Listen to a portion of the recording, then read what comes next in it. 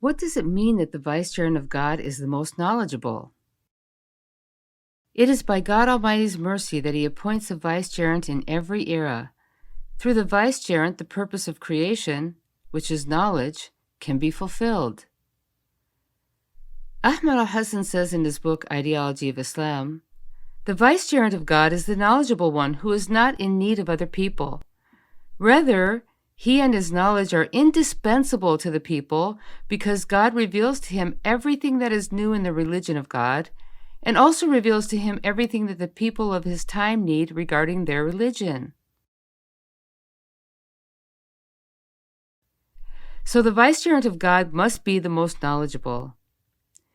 But could his knowledge confirm his status? Can we recognize God's vicegerent based on his knowledge?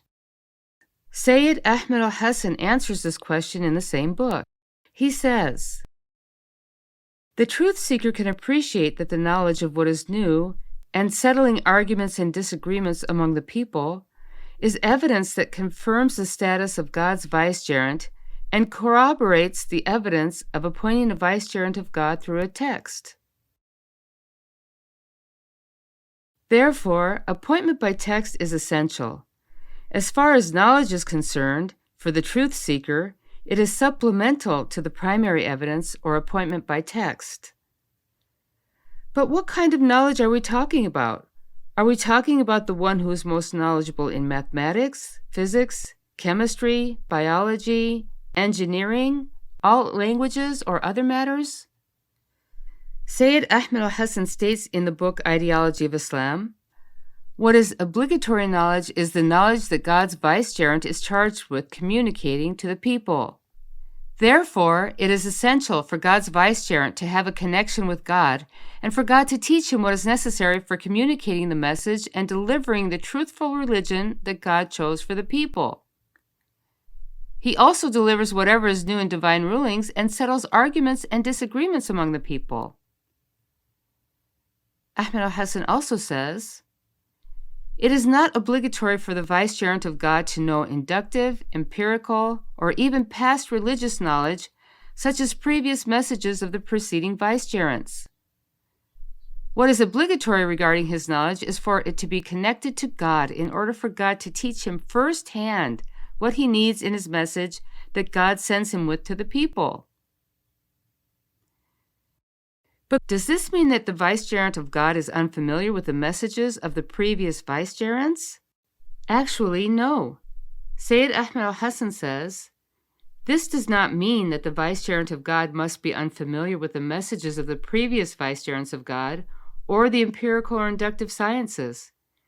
It's simply that knowledge of these topics and the details regarding these topics is not a condition.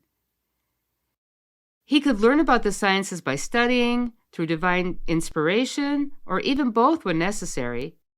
This means that he can learn like anyone else, by reading, for example.